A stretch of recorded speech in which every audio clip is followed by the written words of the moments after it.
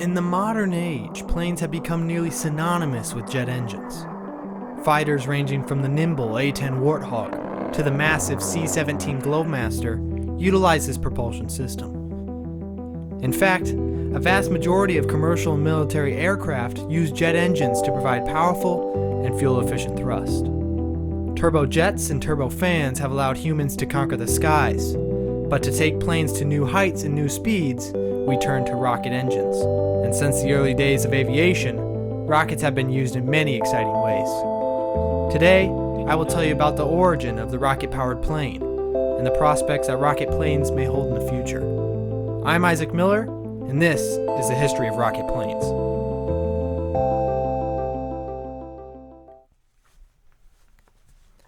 After coming off of a devastating loss in World War I, Germany was eager to advance their technology in the aviation world and regain air superiority as they once had at points in the Great War. Several budding scientists sought to explore space, and rockets, being the developing technology of the late 1920s, became the avenue in which to do so. At the same time, the aviation restrictions from the Treaty of Versailles were being relaxed, allowing research and development of planes to pick up again. This was the point where Fritz von Opel, a young German industrialist and a team of several rocket researchers, collaborated with aerodynamicist Alexander Lepage.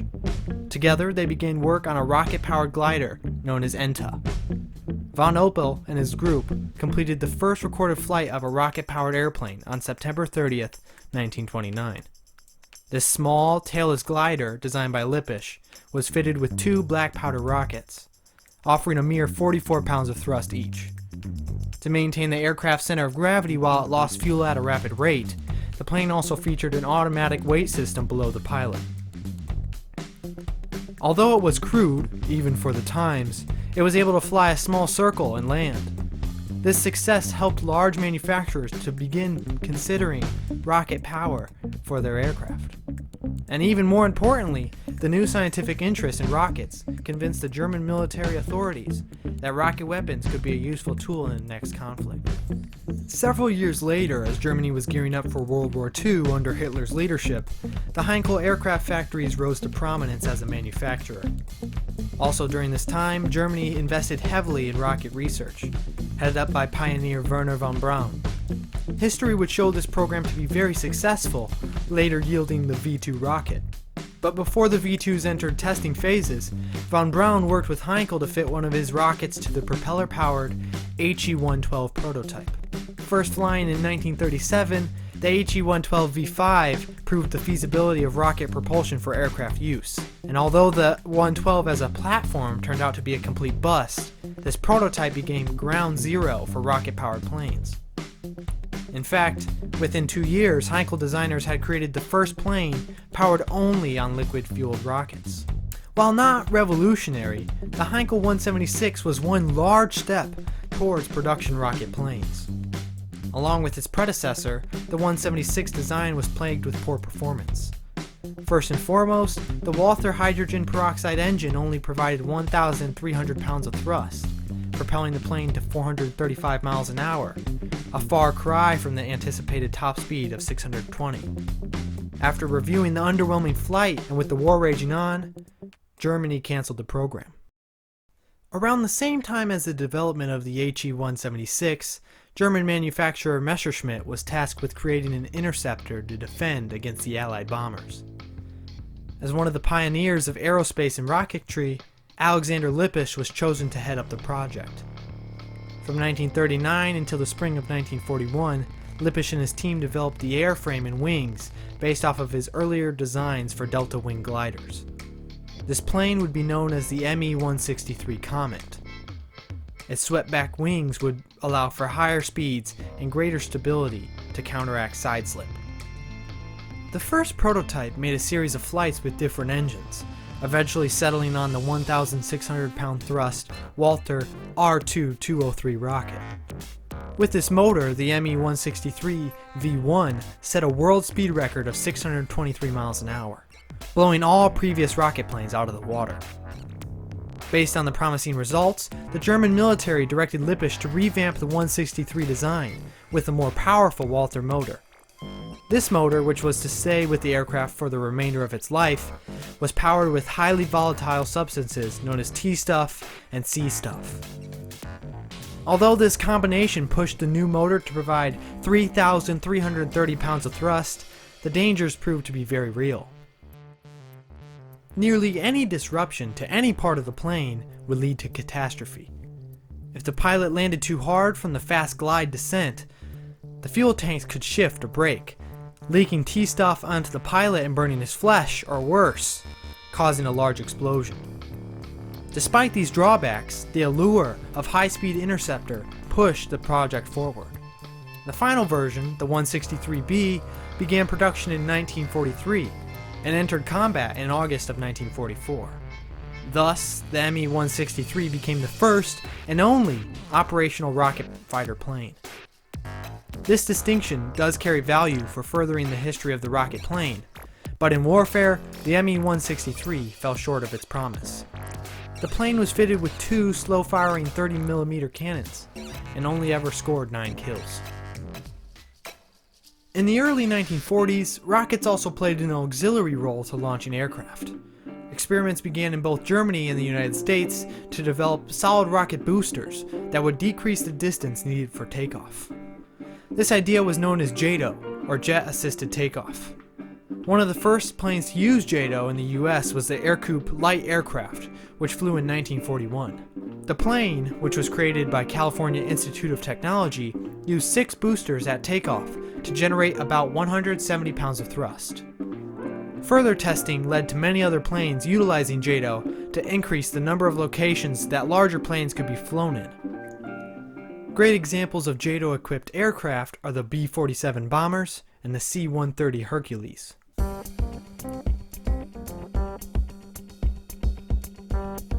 As fighter planes entered the transonic region of flight, they began to experience turbulence and strange conditions.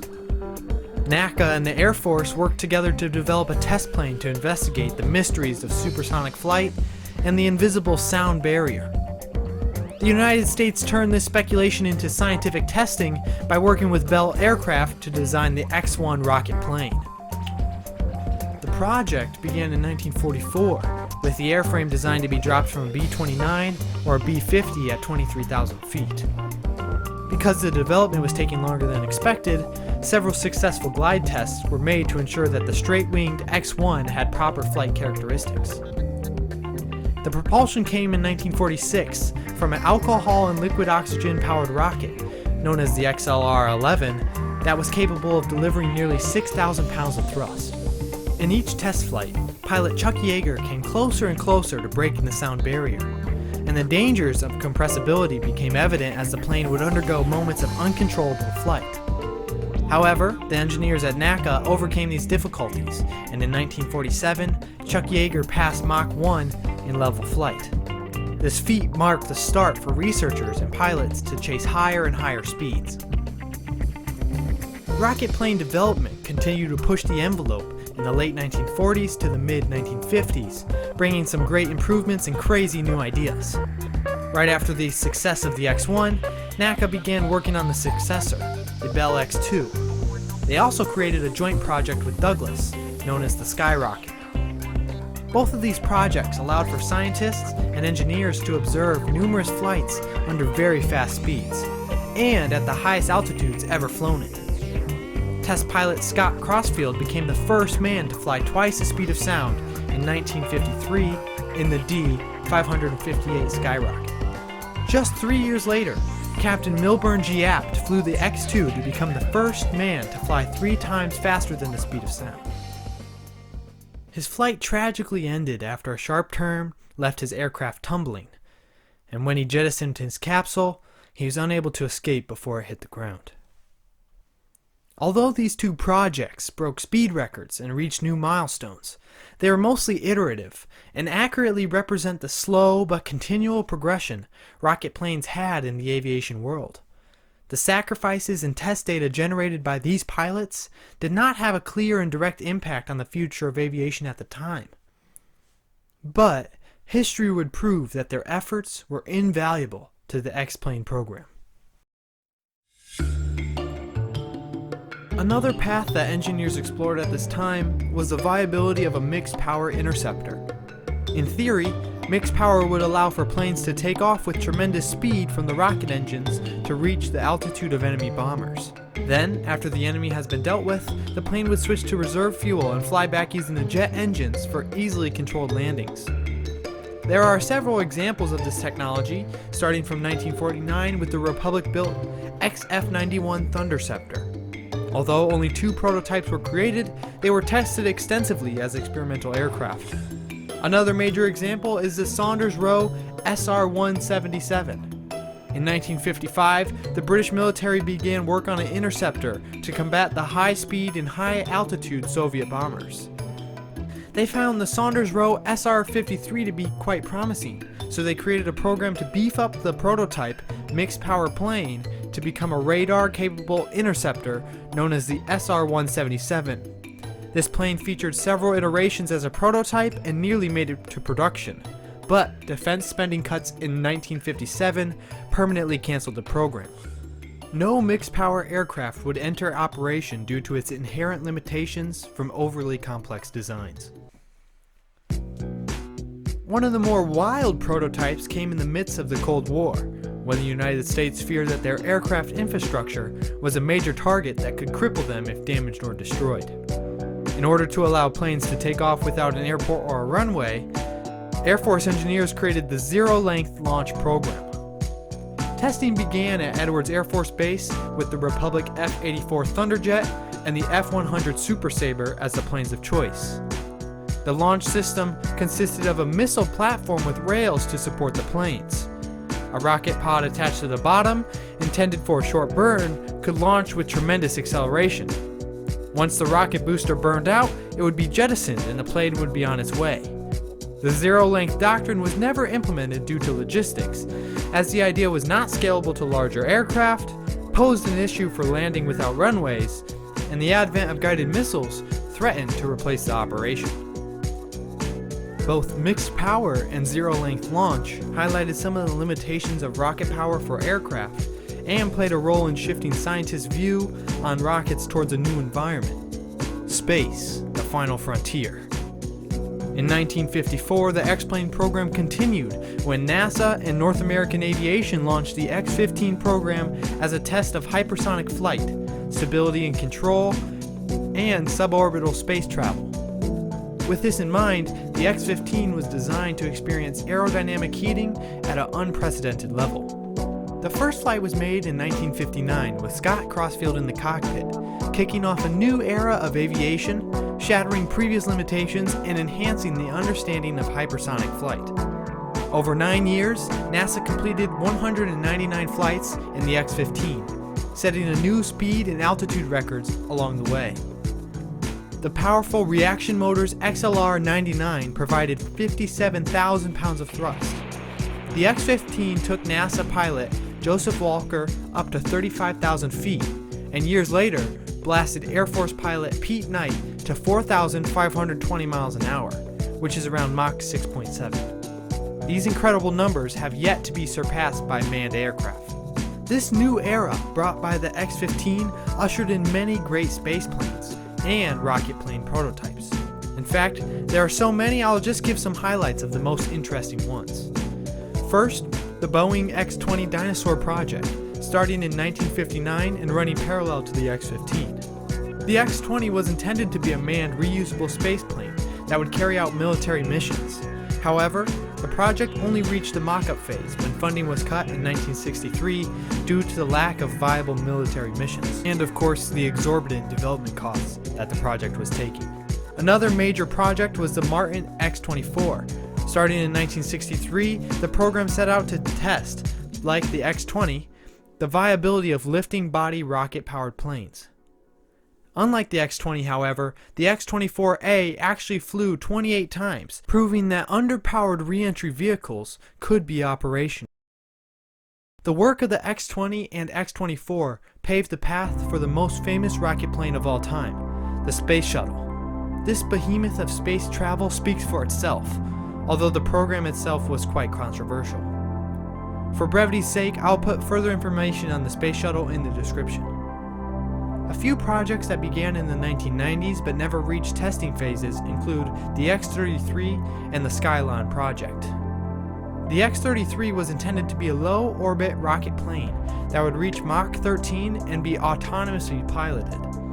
It was also a lifting body design like the Shuttle and the X-24 to aid in reusability as a plane. The Skylon was intended to be a single-stage to orbit vehicle, which means it would take off as a traditional plane and then use its powerful Sabre engine to reach low Earth orbit. The Sabre engine combines a ramjet for flying within the atmosphere and a liquid hydrogen rocket for traveling past Mach 5. It has yet to be built since its introduction in the early 90s. In my opinion, both the X-33 and Skylon projects had set far too high of goals with the technology that was available to them. And that takes us to the 21st century, where there have been only a few rocket planes, most of which are unmanned lifting bodies. However, there are still a few noteworthy breakthroughs. One of the most successful projects has also been very mysterious. The X-37 has been in use since 2010 as an unmanned orbital test vehicle. It has made 5 missions in low Earth orbit, one of which lasted 780 days. This plane is remarkable as it re-enters just as the space shuttle does, yet does it autonomously. One of the things that makes it mysterious is the lack of information that has been published by the Air Force, making it a very interesting plane. Just as recently, Virgin Galactic has been experimenting with space planes.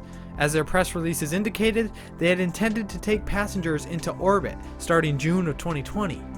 Although they will unlikely hit that mark, their latest plane, Spaceship Two, has already made several successful flights into space and re-entered safely. Its unique design is launched from the air just as the early X-planes were. Sierra Nevada is also working on a spaceplane that will make delivers to the International Space Station for NASA starting in 2021. This plane is called the Dream Chaser, and it aims at providing a vehicle that can be reused upwards of 15 times. In the future, space planes may continue to grow and become more prominent in the aerospace world.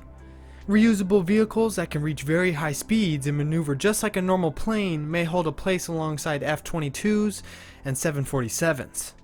At this point in time, operational costs of such vehicles economically bar them from any commercial use.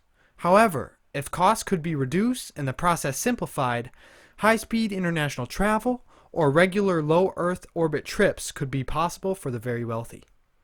One day I would love to see space from the window of a rocket plane, but for now, Star Trek is the best that we can get. Thank you for watching. I am Isaac Miller, signing off.